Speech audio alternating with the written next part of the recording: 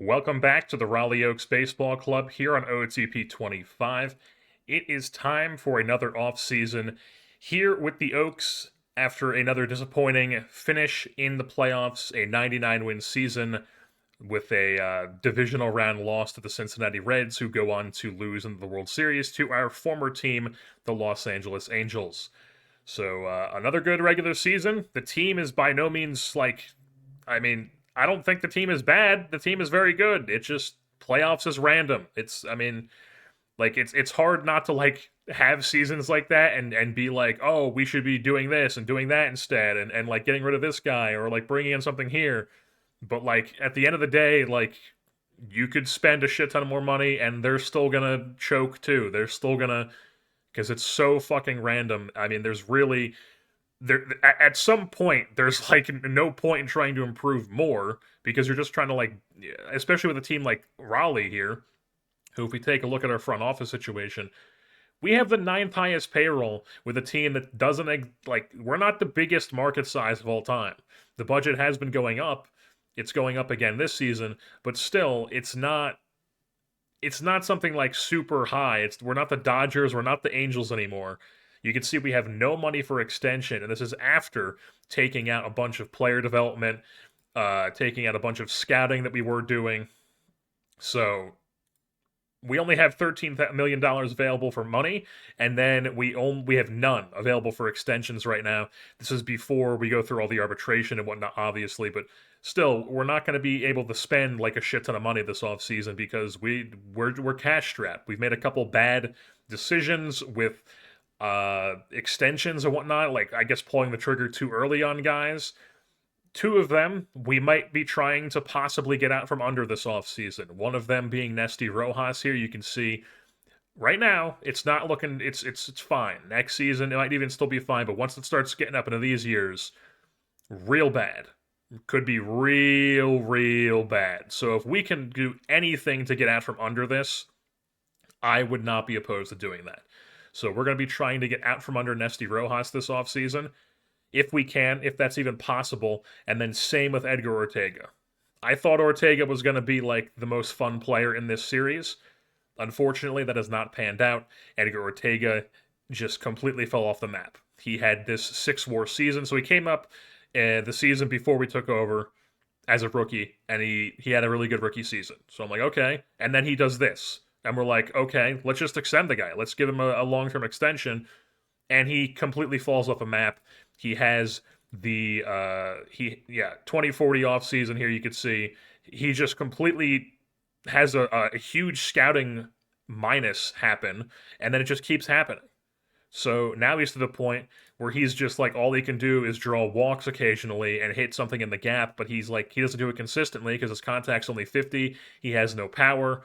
He can still play decent second base, but I mean, like right now, he's also in that category where like it's doable right now, but once we start getting up in these 15 million years, it's still not the worst, but it could be better, especially considering we signed him to this when he was putting up 6.8 WAR.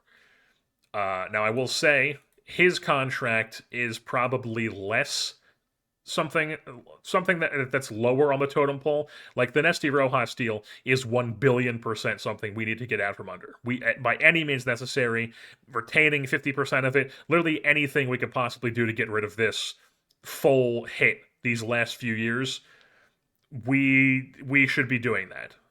Ortega, I think if we did keep him, it wouldn't be the end of the world. Right now, he's a bench player for us, which is kind of not ideal, but you need depth. He provides depth to us.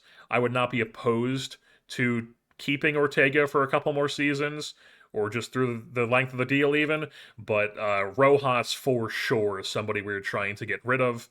And then we also have these big money deals that we've signed the past couple off seasons. Jake Graham, coming off a torn flexor tendon, is going to be making 40.5 this season, and then 38.5, 35.5, and then 30.5 with a team option. Rocky Gusty has 2 more years guaranteed with a player option that drops to a 26.5. We have 1 more year of Ed Osterley, who we traded for at the deadline, and then we have 1 more year guaranteed of Wilson Morales in our rotation. You'll also probably be seeing these guys right here, these relievers, they're gone. Late 20s, they're getting up here in like the 3 millions as relievers. Those guys are people we're going to be looking to trade here this offseason for just any kind of value whatsoever. So Montiel, Betancourt, and Havens, they're not going to be a 2023 or 2043 member of the Raleigh Oaks. Juan Jaimez probably also going to be somebody we move on from. He's not expensive, but the thing is, I don't think he's going to be somebody who makes the opening day roster, and he has no options. So Juan Jaimez, I believe that his time here in Raleigh has come to an end. Tariq Ben Abdoud, we're hoping actually does something for us this season. Chris Bowman, we like. The rest of these guys probably going to stay around. There might be a few trades we might try to swing. Like, for example, if we go to our lineups here, I just have it set right now as like just a vague what it could be. We lucked out. Aiden McCarthy is actually projected to only get 1.6 million in arbitration. So if we wanted to, we could run it back with the super good defensive Aiden McCarthy with the new Jesus Sandoval backing him up as like almost like a 50-50 split at the catcher position this season, because Sandoval also is only projected to get under $2 million in arbitration. So that's totally doable for us. That could be an option. Or what we could also do is try to package some of our, try to trade a strength, trade from a strength to upgrade a weakness. And that would be outfield. Because right now, what the outfield is looking like I said, we're trying to get rid of Nesty Rojas. Right now, Nesty Rojas doesn't even have a role on this team. Nesty Rojas is not somebody we are looking at to play for us at all. Like, he's gone. Like, whatever we have to do to get rid of him in this offseason, that's what's happening. So don't even think about Nesty Rojas as a Raleigh Oak in 2042. But we have, right now, the outfield, I'm thinking, is going to be Yaikel Cooperman in center, for obvious reasons. He is very good defensively, 75 grade center fielder. He puts up very good ZRs in center field. If we go to his career stats here, you can see 12.8 last year, 13.7 this year. He's capable of putting together runs where he's a decent hitter as well. We like Yaikel Cooperman. He's our center fielder. But then we have depth to where like Griego could move to center if Cooperman needs like he gets hurt or something. We have Pineda now, who's a backup for us, but like the starters, right now I'm thinking it's going to be Luis Rodriguez in left field for obvious reasons. This guy is the future. I mean, look at the fucking guy. Look at this guy's profile and tell me you would bench this player. Number 6 prospect in baseball. He's our left fielder heading into next season. That is the plan. So that means we are going to move Griego to right field simply because I think he'd be slightly better of a right fielder. He has to learn the position still, but he'll be doing that in spring training. He'll be playing right field, and by opening day, he will be able to play the position quite well. Whereas Rodriguez, I just think that he's more suited to be a left fielder. Griego's in right. Cooperman's in center, and then Jesus Pineda here is going to be our main backup outfielder, the rare righty-lefty player on a league minimum deal. Very good outfielder at all 3 positions. Really good speed profile, good bat as well. And then behind him, we have Chris Henniger. I mean, it's basically a toss-up between if we have Pineda or Henniger. I think we're leaning towards keeping both of them, to be honest. Maybe one of them is in the minors to start the season. Who knows? But I think both of them should be on the roster next year. He's also very valuable to have. He's also not even arbitration eligible yet. So I think we want to keep rocking with Henniger in our team here. But then we have so much depth here at this corner outfield spots. So somebody like Mike James, perhaps. Currently the number 45 prospect in baseball. He was the 14th round pick in 2037. He's just developed really well here.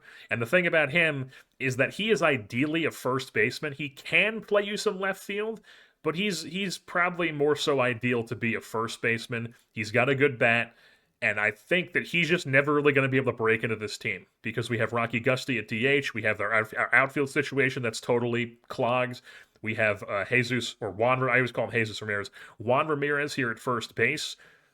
And then we have some guys down in the minor leagues we could move to that position as well. Even some of our outfielders we can move to that position. So I just don't think that Mike James is ever really going to break into this team. So I'm thinking that Mike James and possibly some other guys we have could be packaged to try to get us an upgrade at catcher. That could be something we look at. Try to get ourselves a legit backstop instead of just rolling with this Aiden McCarthy situation we have where he does nothing offensively. We also have somebody like Luis Carriaga, who is somebody we could trade as well. He's somebody who I really don't think is going to break into this team either. He's kind of similar to Mike James, a little bit lower of a prospect, not quite a top 100 prospect in the league, but still, once again, a guy who is like a corner outfielder, first base type. He's a captain, though, which we do like, but I just don't think he's going to be able to break into this team. But he's definitely like the second option to trade. I think Mike James is definitely the guy we are going to be looking to try to get a real big fish from here in this offseason. Obviously, I know we're going to have to give them other stuff on top of Mike James, most likely, but I think that is what we are looking to do here, is Mike James package for a catcher, and maybe run Aiden McCarthy and Sandoval as backups. One of them goes down to the minor leagues, and then this guy could just be traded or something, or maybe we run 4 catchers on the 40-man. We could also possibly package somebody like Mike Rankin as a part of this trade. He's just a straight-up DH. Could he even play first base? I mean, he'd be a really bad first baseman, but I guess you could throw him there. He's just a bat who can't field at all, so he doesn't really have a spot. He's somebody I wouldn't mind packaging for a deal either. We have Langarisa. It's not Garcia, it's Langarisa for whatever reason. He is the number 36 prospect in baseball. I think he's going to be a very good hitter. The thing is, he is only going to be a second baseman or first baseman. He's not going to be able to play anywhere else. He can't play the corner outfield, so he's a DH or second base or first base. And right now, those spots are jammed for us. We have our infield situation sorted out. We've got Ortega and Caffin as the backup infielders. So maybe I'm not looking to, like, if we have to like really to like get like a serious like backstop like Wilson Contreras type guy, or not Wilson, William Contreras type guy. Obviously, this is many, many years in the future, but I'm just using a guy as an example. Like, if we can get a guy who's like in the argument for like best catcher in the league, but we have to throw in this guy and Mike James, I would not be opposed to doing that. But it's not exactly something I'm excited to do, because I do think this guy's bat is going to be like very, very good. I'm also just realizing we have a prospect named Dole who's playing in Hawaii. And then just a quick look at what the pitching could look like this season. We have all these guys who are non-specified down here. These are all guys who will not be back on the 2043 Raleigh Oaks. Then, as far as the rest of the bullpen here, I'm thinking Nazario is going to be the closer. That's pretty obvious. Trujillo, I'm thinking, is either going to be a stopper, or we might do Mendoza and Trujillo. It depends, because right now it's looking like the rotation I want is going to be like Morales. This is going to be Jake Graham. I just don't have room to put him on the 40-man right now, but we will eventually put him onto the 40-man. So this spot is going to be Jake Graham. So it's going to be like Morales, Graham. The order is up in the air, but it's some variation of like Morales, Graham, Osterley, Cinquemani, and then I'm thinking Mendoza is going to move to the rotation here, because you see if you move him to his starting rotation, he's still a 60-grade pitcher. He absolutely could do it. He is very, very, very good as a opener or a stopper, though. So, like, do we want to take him out of that role? Like, he is really, really good in that role. So, do we want to take him out of that and like have our bullpen possibly take a hit, or do we want to move him to the rotation and possibly have like the best rotation in Major League Baseball? So then back to the bullpen here. Nazario closer. I'm thinking Trujillo is going to be the main stopper just because he still hasn't developed this pitch. We are going to throw him in the lab and try to possibly develop this, or maybe even add another pitch to his repertoire. But right now, he's a 2-pitch pitcher. He's not going to be doing starting pitching stuff with that. If you put him to a starter, it says that he's a 50, but I really don't buy that. I don't think he's going to be able to truly be a starter until he gets a third pitch. So he's just going to keep playing as this stopper for the moment. And then we have Luis Carmona, who is going to be a key part of our bullpen this year. Just has nasty, nasty stuff with an 80-grade fastball. We'd like to see this curveball develop a bit more as well. I mean, he's filthy. Yeah, also just incredible mustache. Incredible. And then Bobby Harlow is somebody who is not yet arbitration eligible, has an option. So he is obviously going to be a part of our staff. If he's in AAA or not, who knows? But he is at least part of our 40-man going into the next season. Then we also have Sardina and Lozano, who are guys that I'm looking as like a clear next tier down. Like Sardina's useful. He has options. He's not arbitration eligible. So like, yeah, he'll be a part of the 40 man, but he's not going to be like a very, very highly valued player. Lozano, same sort of thing with him. Nah, he is arbitration eligible. We might look to possibly trade him. He's somebody who I don't love this home run allowed 45, but we also might keep him possibly. We'll have to see if we can get anything useful for him as a trade. And then these guys are just kind of guys that they might not even make the 40 man, but they did it with the end of the season. Damani Nichols, lefty. He's got decent stuff, 50 movement, 3 pitches here. He's got good control. He was really good in the bullpen for AAA Spartanburg this past season. Came up and pitched an inning and a third, was, I guess, pretty good with the FIP, but not good with the ERA. But, very, very small sample size, obviously. He is useful, but he's obviously not going to be a part of, like, the opening day bullpen. And then Bobby Rose, same sort of deal. A lot of good pitches. He could give you, like, a follower option as well.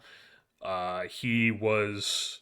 You can see here, he's just been really good at every level he goes through here in the minor leagues. So we rewarded him with a 40-man spot here at the end of the season. Like I said, if he's going to be on the 40-man or not heading into the next season, who knows? But for right now, he is an option for us. And then I just have these two guys as possible starters. They might be relievers too. Tariq Bin Abdoud, who we know about, possibly an interesting starter option. Basically, if this rotation is Morales, Graham, Osterley, Cinquemani, and then we go Bin Abdoud in this 5th spot, and then we move Mendoza into a stopper role again, that could be an option because we want Tariq Bin Abdoud to develop. We want him to be like a legit guy for us. So I'm thinking that that's probably going to be something we look at, is putting him in that 5th starter spot. And then we also have Chris Bowman, who was good for us as a follower in the big leagues of this season. He throws a ton of average pitches, average control, average stuff, average movement. He is the quintessential average starting pitcher. And because of that, he is quite useful. So, obviously going to stick around, not arbitration eligible, ton of options. He's obviously going to be a part of the mix. Also, I recently got a comment about what my player development settings are. I have not touched this since, like, pretty early on into OOTP 25. I'm pretty sure these are the same settings I've been using for the past, like, 3 or 4 OOTP games. I just basically copied them over from the last one. I haven't touched it since. I know they've messed with some of the development and whatnot in, like, patches throughout this game's cycle, but I really don't care enough to, like, test and see how it actually affects things. But this is just what I've been using for the past, like, 3-4 games, so that's just what I've been using here in this game. Also, we just looked at Santiago Mendoza. I was just going to offer him, like, his arbitration, but he's actually interested in a long-term deal. The initial one was, like, 9 years, like something crazy. We talked him down a bit. We are going to be giving him, like, exactly what he's projected to get here with his arbitration estimate. We're basically buying out his arbitration and then 1 guaranteed year free agency, and then we have a team option with a couple $1 million buyouts here for these last 2 seasons at age 31 and age 32. And we don't even have him being promised anything. So he could be a starter, he could be a stopper. We will have to see. But Mendoza, definitely somebody we want to be a part of this team. So Juan Ramirez also wants a pretty insane extension. I am interested in extending him, but I don't think I'm interested in extending him through 2054. I mean, honestly, I don't hate these numbers.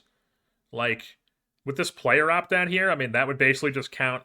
Like, what I'm thinking, if I was to just, like, draw this up on my own, I would think, like, something like this without the player opt-out, and then I just wouldn't have these years. But, like, I mean, I don't think we want to guarantee that he's playing with us through his age 37 season. So I think I probably will just give him something like 7 years. We don't give him that. We make this a team option. We make this down to what his arbitration is for this season. We'll just give you that, whatever. Maybe, like, drop this down a little bit. Maybe drop this down a little bit. We'll give you 17.5. Why not? And then maybe we'll give you like 20, 20, 23. He likes that. So we're going to give him this. We're going to offer him that. And we're going to have Juan Ramirez locked up here as our first baseman here through 2049. Just scrolling through the pending minor league free agents here, seeing who we want to give an extension to and whatnot. And I'm just taking a look here at Chris Duhon, somebody who has completely fallen out here. He was going to be a part of this team. I mean, you look at his stats here. He put up a 6 WAR in high A, was looking like he was going to be a key part of our team here. He was pretty decent that first year, decent the second year, but his like numbers, like same sort of thing with Ortega, like he just kept going down. Just kept minus. And now you look at his ratings and it's like, how could you ever think this guy was going to be good? Like he's fallen off a cliff here. All right, there's just straight up zero interest in Wilson Montiel. There is straight up zero interest in Dave Havens. And you guessed it, there is zero interest in Andres Betancourt. We have a little bit of interest in Jorge Lozano. But I mean, it's from one team. This guy sucks. Color is like whatever. Alfonso is whatever. Massimo here. Massimo Sapani, my god. He sucks. And this guy is like whatever. So, none of these guys have value. Yes, I did accidentally advance a day without doing the development lab again, but taking a look at who we are adding to the dev lab for this season, Juan Trujillo, we are trying to improve his pitch arsenal, like I said, get this changeup to be a third good pitch, please. Tariq Ben Abdoud, we are trying to improve his control. We want this to be tapped into this 50, possibly even get a potential boost to 55. Then Santiago Mendoza for strength and conditioning. Self-explanatory. We want him to be healthy, especially if we're trying to move his innings up now that he's going into the rotation this year. We want this to not be fragile. Luis Rodriguez. Very, very good player, but if we could possibly get a bit more eye to his game, that would be interesting. So we're going to try to do that. He does have low adaptability, which is not good, but he does have the high work ethic, intelligence. So I'm hoping those kind of counteract each other. And we're just going to go for it. Luis Rodriguez, we're trying to get that eye up here. Try to make him into just an absolutely super mutant of a player. Will Caffin. He would be very interesting if we could get this power up even more. Turn him into like a Juan Padilla type guy. That would be fantastic. Luis Carmona, trying to improve his secondary pitch. He already has the 80 grade fastball. Could we get this curveball tapped into some of this blue here, please? Then we have Juan Nazario getting his strength and conditioning. He has a fragile injury proneness. We would like him to not have that, considering he is so damn good as a closer. And then also Luis Griego, going the option to try to get his durability up before he starts having injury issues, because we want him to be healthy long-term for us. He's had a couple nagging injuries here throughout his career. If we could possibly avoid that and get this durability up, that would be fantastic. So yeah, things are not great here with Nesty Rojas. I wasn't expecting this to happen. I was expecting this to happen, rather, I should say. When we look for single player, all three things checked, nothing. Multiplayer package, all players. Allow AI to include additional players, nothing. How about prospect package? Allow AI to include additional players, nothing. They won't bite on 50. How about 75? Yeah, no, this is an albatross. This is an albatross, folks. You have got to be kidding me. Like, you have just straight up got to be kidding me. That one catcher that we were looking at for the Blue Jays, David Noriega, they just traded him to Texas. Like, you have got to be kidding me. So we're here just looking at doing a player search for just any catcher who has 1 year left on his deal. It'll show arbitration too, so it's not 100% just showing expiring guys. But the Phillies here have two 26-year-old catchers who are 80 and 75 grade. This guy is obviously still on minimum. DePorto is in arbitration. He's well into his like really good years. How about We try. I mean, he's the 80 though. I mean, he is. How do they get in this situation? How do they get two guys like this? That is insane. Genuinely insane. I highly doubt we're gonna be able to get this guy, but I mean, by God, we're gonna try. I mean, this guy's defense is insane, but he's more so defense. He can hit a bit, but he's definitely more so defense. Whereas Amancio here, his defense is still decent, but I mean, this is what we are looking for. So it's gonna take a pretty penny to get this guy, but we are gonna fucking try. So I just offered these three guys, and they said deal immediately. Our assistant GM thinks it'd be a major win. Not that I really value what he says, but like, he didn't even like want an email. He's just straight up like, yes, we would do this. James, Carriaga, and Langarisa. So now I'm tempted to see like, hey, what if I just offer you James and Carriaga? So I think we're gonna. No. Yes. We're going to clear that, so we're going to give them... We're going to take him, we're going to give them James and Carriaga, and then we're going to submit that and see what they say. They say almost, and they give us a list of players they would do it for. None of which are that guy we were talking about. It's like Mike Rubin, Pineda, Tariq Ben Abdoud, Ed Osterley, Daniel Broadhead, who is like this two-way guy we took in the first round in 2041, who looks like he could develop, but like he still has a long way to go. Or Eric Oliar, who is starting to... Yeah, we just extended him to $2.5 million in arbitration here, his first year in arbitration. I don't know if we quite want to give up on... I mean, the thing is, he's like a Cooperman bat with a possible solid starting pitching thing too. What if we discuss this trade again? So they would do it for either Broadhead, who's way up here. We know that they like immediately were like yes, yes, yes for Langarisa. What if there's like, what about Mike Rankin? Would you do it for Mike Rankin? Almost. And it's mainly the same names, but they're also throwing in Aiden McCarthy. I would not be opposed to this. I would not be opposed to that at all. I mean, we give them Aiden McCarthy, who we're trying to move on from anyways, and then we still have Sandoval to be Amancio's backup.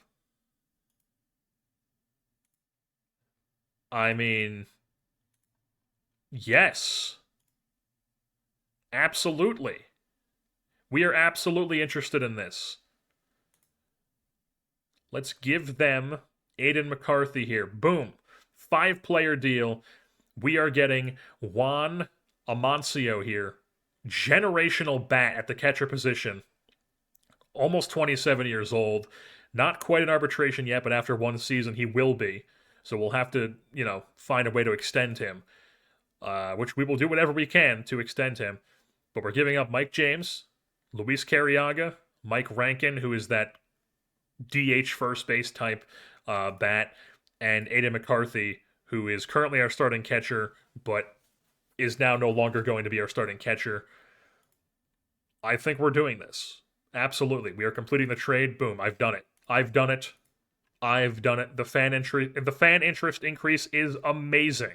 I mean, our lineup is looking pretty damn good right now. We'd be rocking something like Griego, Tapia, Ramirez, Amancio in that cleanup spot, Rocky Gusty in the fifth hole. He might have his fifth hole taken by Luis Rodriguez at some point. These two guys could flip. Olejar is now our 7-hitter. Cooperman is in the 8 hole, and then our 9th hitter would be the shortstop Mike Rubin. That is a damn good lineup. This might be an issue. Nesty Rojas not getting any interest on any of these, even with retain on 100. That's a problem.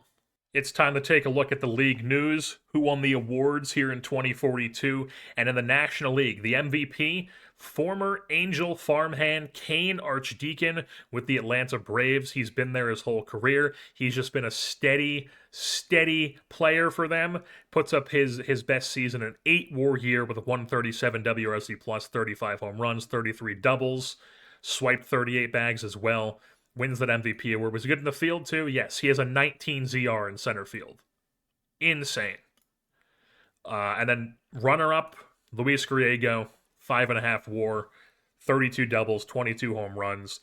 I mean, if he was healthy for the whole season, he probably would have won Cy Young, or it would have been closer. Like, you could see here, I mean, all the first place votes essentially went to Kane Archdeacon, but Griego only played 101 games. 446 ABs because he missed, or plate appearances because he missed 7 weeks with a sprained knee. He didn't do that, and he's looking much more favorable for this MVP chase here. But also getting some MVP votes, Bobby Coleman. Remember him? He's wrecked, but he's still around. He's no longer that legit starter he was with Washington when he put up, I think it was this season. When did he win MVP? 2033. So 2033, he put up a 4-WAR in the rotation and a 4-WAR at the plate. He was like, it looked like this guy was going to be Ohtani. For a couple years, he was, I would say, for a couple years, and then he got hurt. And ever since then, he's been wrecked. He's bounced around. He was with Philly, then he was with Atlanta. I even looked to give him an offer when he hit free agency, I think, before he went to Atlanta. But he ended up going with Atlanta on like a pretty expensive deal for a guy who's wrecked. He managed to stay healthy for a whole year here, though, and was a really good hitter. He's now a decent, I guess he pitches a little bit in the bullpen, but for the most part, he's just a hitter now, and he was pretty damn good. Even more shocking is that he was in left field. He was not a DH. He's just a left fielder for them. I mean, he is a good fielder, but I mean, he's wrecked, so I thought maybe they'd be DHing him, but I mean, that's thinking too highly of the AI. Also down here, Santiago Tapia, Juan Ramirez, they both got some MVP votes as well, way towards the bottom. In the American League, it is Chris Aquino winning the MVP. You have, I almost said Juan Padilla, that's Jorge Padilla. Kurt House also getting MVP votes. I'd imagine he won Cy Young as well then. But Chris Aquino finally getting an MVP award here at age 32. Back-to-back league-leading WRC pluses. He led the league with 44 home runs. Chris Aquino, I think we looked at this before. He has 362 career home runs now. Incredible stuff, Chris Aquino. National League top pitcher Art Foley of the Atlanta Braves. Like, this is the team that we beat out. This is the team that we beat out for winning the division, and then we get first round. That's how random the playoffs are. We dominate the regular season so much that we beat the team that has the MVP and the Cy Young, and we just get destroyed by like a scrappy Cincinnati Reds team. Just not ideal. But then the Kurt House in the American League is the the Cy Young. The NL Manager of the Year was the Blue Jays guy. The AL was Ivan Wilson of the Angels. The Rookie of the Year in the National League was Josh Shoemaker of the Detroit Tigers. I believe he got MVP votes. Yes, this is him right here, Josh Shoemaker. He is a second baseman who put up a 5-WAR if you round up with Detroit as a 25-year-old out of NC State. And then going back down to the Rookie of the Year in the American League, it is this guy from the Giants. Whatever, who cares? Giants, American, Brazilian guy. I'm sure he's trained MMA before at some point. But insane hitter here. In the National League, Silver Sluggers, we actually had a guy on here, Luis Griego, left field Silver Slugger. Santiago Mendoza gets beat out for reliever of the year in the National League somehow. I thought he had a really good shot at it, but he does not get it. Instead, Bubba Parks, who, okay, yeah, this guy was pretty insane. Only a 1 inning per appearance sort of guy. They could definitely be, they're losing out on some innings here with this 40 stamina, but insane player, Bubba Parks. This is the guy who every time I see him, I'm thinking Bubba Sparks. Boom, that's his nickname now, Sparks, with 3 X's. I'm sure, I don't know, there's probably a couple people who know who Bubba Sparks is. Best reliever in the American League was a guy in the Pittsburgh Pirates. Juan Lamas of the Angels finished runner-up as well. And then we did not have anybody on the Gold Glove list. Bobby Coleman getting a Gold Glove in left field. Kane Archdeacon in center in the American League. You have nobody from the Angels. All right, so we're here at free agency filings, and we do have a little bit of money to spend here. We're not going to go all out, but we can obviously try to add to the edges of our roster. I think we if we could get some cheap relievers, that's an option for us, because I feel like we are lacking depth in the bullpen right now. We haven't been able to get like some solid guys in there on like controllable deals. We don't really have anybody down here who's like too exciting. We have like Jamie Bond, who could be like a decent arm for us. Bob Durham could be like a decent arm. Brad Nisley could be a decent arm. Josh Klein is still here in the organization. He's like whatever. But we don't have anybody who we're like truly excited about as like an actual like reliever option we think is like a legit guy. I don't usually talk about the Hall of Fame results here, but we have to talk about this. Juan Soto has been inducted into the Hall of Fame in his first year of eligibility with a 98.7 ballot percentage of the votes. Hall of Famer here in 2043, retired in 2037. I mean, we know all about Juan Soto. We know what he did in his real life career, and then in this universe, that 1 year with the Yankees, 4 years with the Mets, and then from 2029 all the way to 2037 was a member of the Los Angeles Angels, triple-digit WRC plus every year. I mean, it was basically a guaranteed 400 OBP his whole career. His career ends with a 84.7 WAR, 145 WRC plus, 440 doubles, 585 home runs, 1,600 RBI, a career 19.6 walk rate with a slash line of 267, 411, 497. That's a 908 career OPS. And he also ended with 426 stolen bases because for whatever reason in this game, he steals a ton, and especially when he came to us and he was just one of the best stolen basemen in the league, even late into his career. You can see here 39 swipe bags and a 92.9% clip with a 4.5 BSR in his age 38 season. So, pretty insane stuff. Juan Soto officially now a Hall of Famer. I think I know why constantly these dudes are getting picked up in waivers. We have just been looking at waivers here ever since the Rule 5, when people just get a bunch of guys off their team and try to open up spots with the Rule 5. And it is now multiple, like when did the Rule 5? It was like late December, right? Is it going to tell me? No, it was like somewhere around here. It's like late December, early January, something like that. And we are now up to January 14th.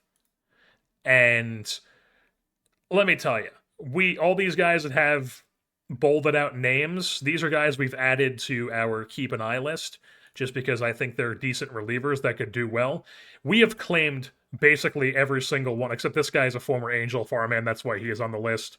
And then this guy also is a former Angel, that's why he's on the list. But like Blanche here, Campos, which is a different Campos than the Angels Campos that we had. Frail here. Garcia with an S, Freddie Goodell. There were some other guys here as well. Basically, everybody we've tried to claim just gets claimed by a team with a higher priority on the waiver wire. They go to that team, and then that team just tries to sneak them through waivers again. So then it just repeats the whole process.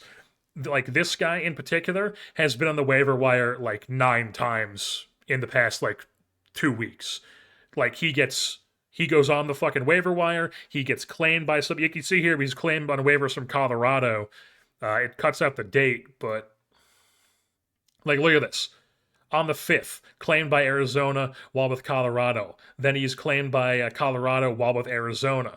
They just flip spots. And then he's claimed by Philadelphia while with Colorado. And now Philadelphia is trying to slip him through waivers.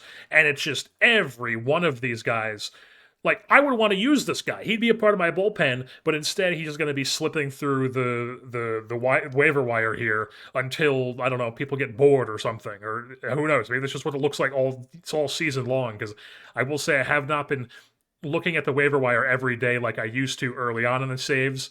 Probably I'm losing out on some talent here and there doing that, but you know, hand up, I've been slacking on that. But we're looking here this offseason, and we're starting to see why constantly guys are getting claimed on waivers, because shit like this happens. Like this guy in particular. I've tried to claim Sergio Frail here because he has 80 stuff potential. I even was thinking about taking him in the Rule 5 draft, but we actually took a couple guys in the Rule 5 draft.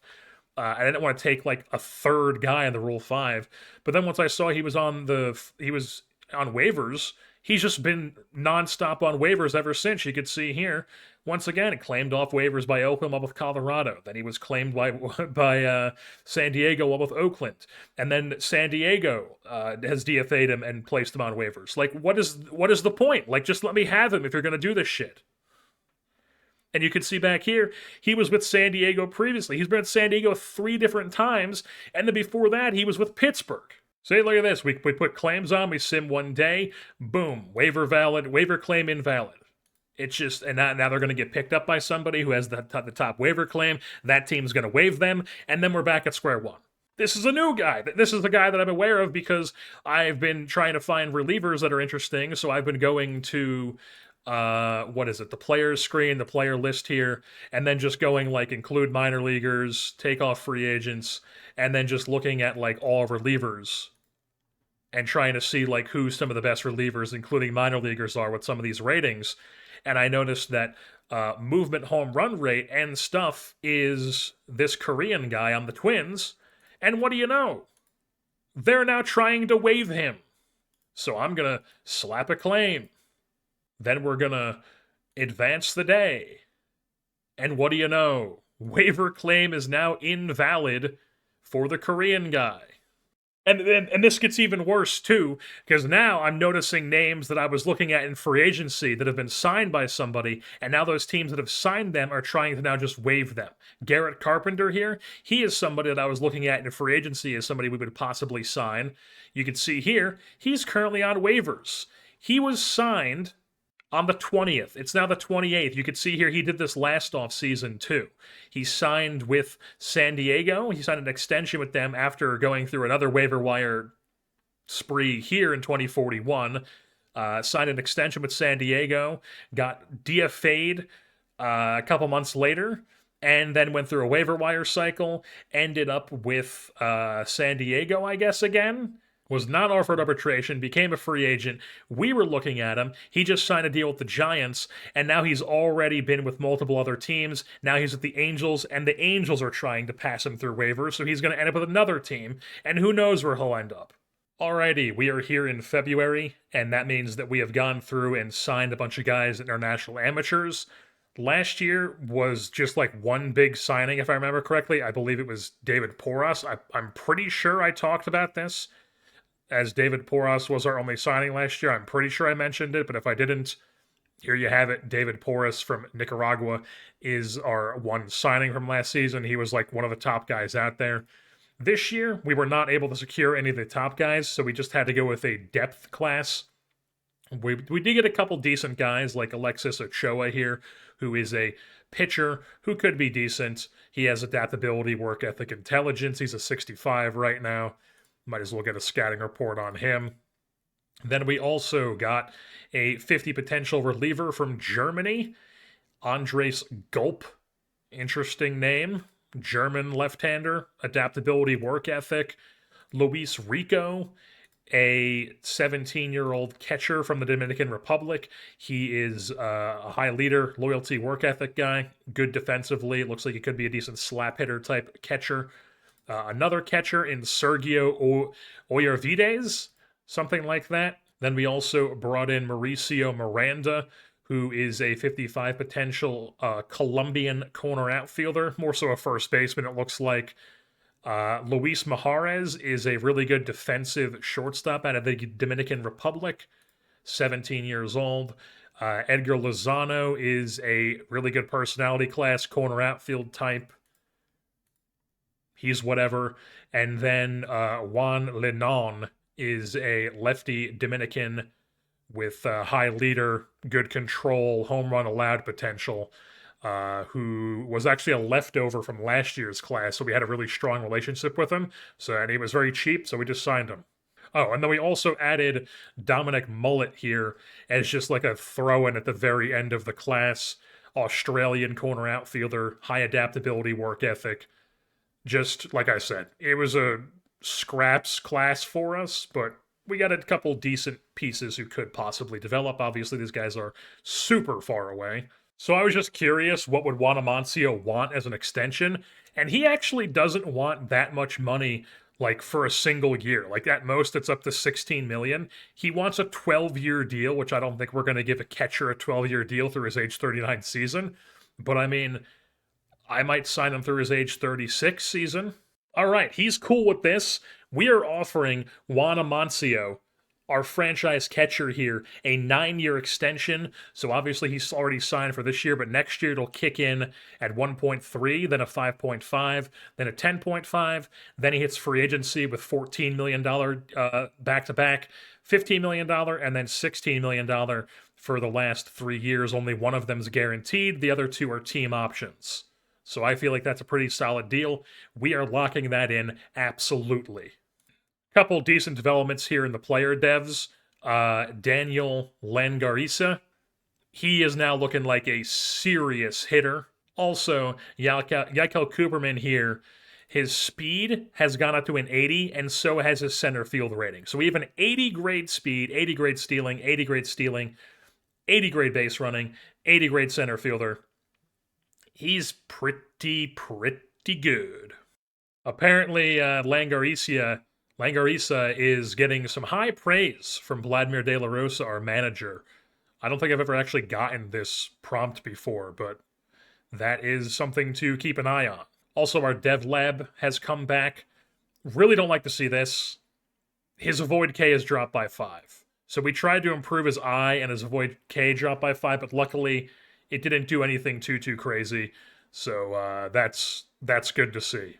But then I'm not really seeing a lot of successful stuff here. Like Trujillo did not improve his poor pitch. He did not improve his arsenal.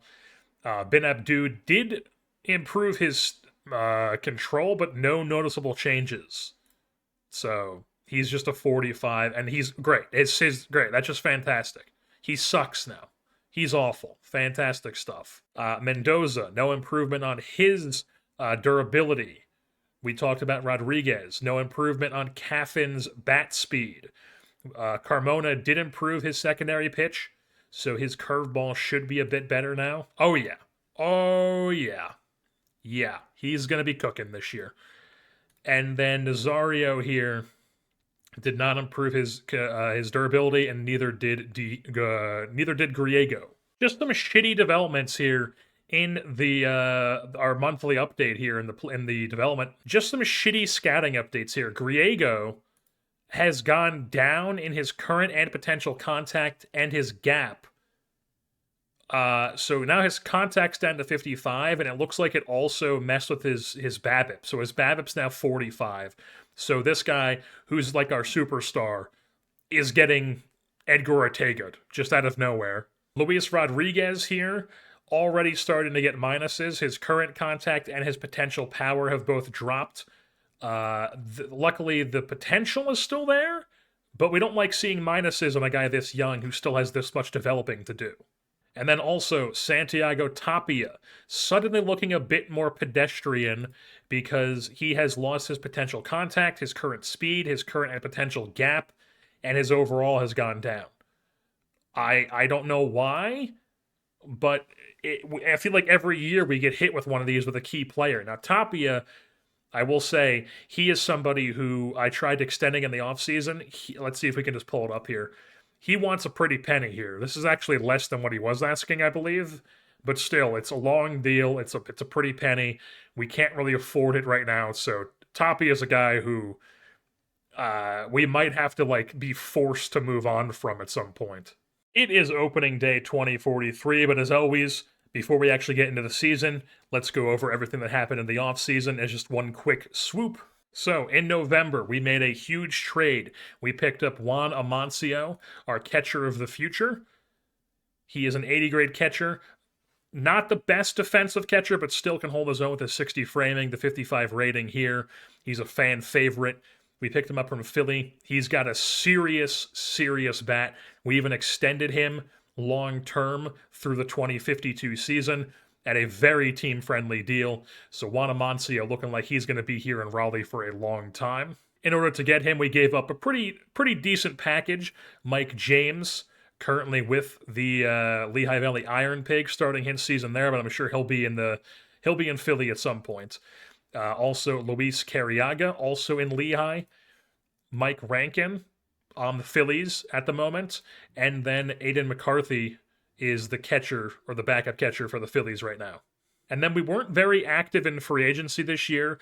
Really, the biggest signing we got in free agency was Demario Esquivel here, a two-time world champion in 2038 with the Houston Astros, and then in 2041 with the Cleveland Guardians. Or no, yes, I'm pretty sure. Yeah, the Cleveland Guardians won it in 2041, I believe.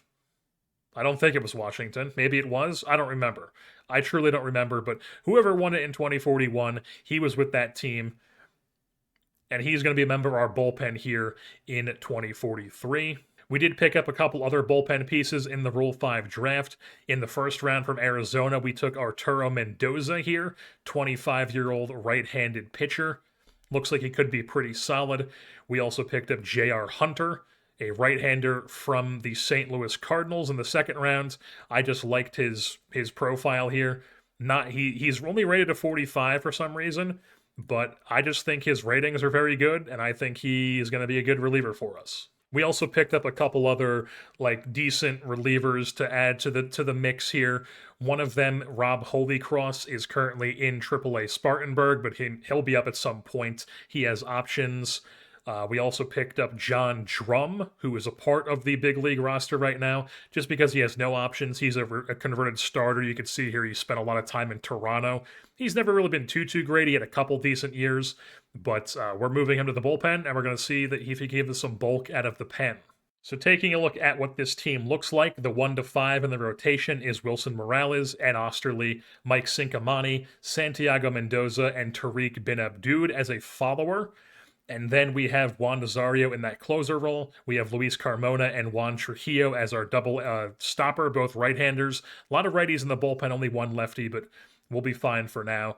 And then Demario Esquivel is that use more often / stopper middle relief role. Arturo Mendoza, J.R. Hunter, John Drum are all middle relief. John Drum is the opener. And then Eric Lucy, whatever this guy's name is, lefty, we picked up as a minor league free agent signing, had a good spring. Looks like he's going to be a pretty solid pitcher for us. He is our lone lefty as a leader, high work ethic guy. Some good stamina and hold runners here as well as a lefty out of the pen. We're excited about having him on the team. And then in case you're wondering, we do have 2 injuries to start the season. Mike Rubin, we do not currently know what his IL stint is, but I don't want him just clogging up the roster right now. So we have Mike Rubin starting the year on at least an 8-day IL assignment. And then Jake Graham is going to be out for probably a month or so because he only has 2 to 3 weeks on his injury. But he also has to go through a long rehab after missing a big chunk of time with a torn flexor tendon and also obviously missing the entire spring. And then taking a look at the bats side of things, it's Luis Gallego in right field leading things off, Juan Ramirez at first base, Juan Amancio catching, Tapia at second, Gusty DHing, Caffin playing short, Rodriguez in left, Olejar at third, and Cooperman in center. The reason why we don't have Rodriguez a bit farther up is because we have Gusty here, and then we just want a lefty in the lineup to just break up this long string of righties, just to have him there. And then, Caffin's got a good bat, so he can hold his own there, just to give us a little bit of a break from the righties. The bench players, Sandoval as our catcher, Jesus Pineda is our backup first baseman, and then also center field, give us some corner outfield depth too.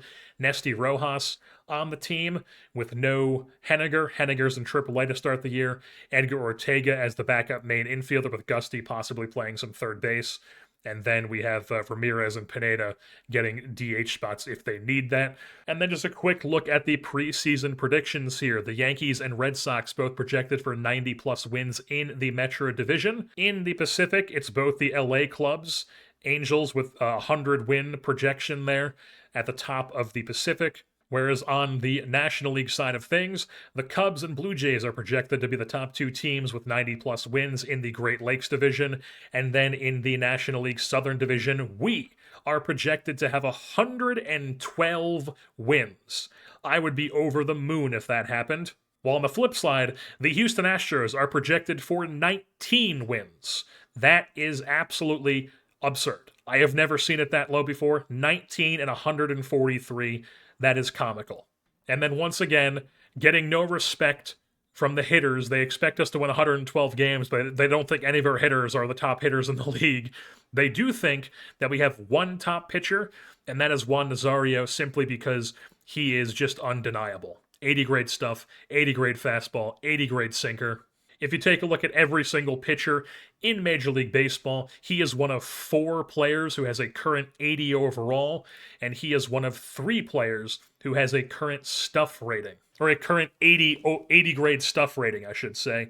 And he's 80 against both lefties and righties. I know I don't usually extend relievers, but if we ever did, this would be the guy that we do.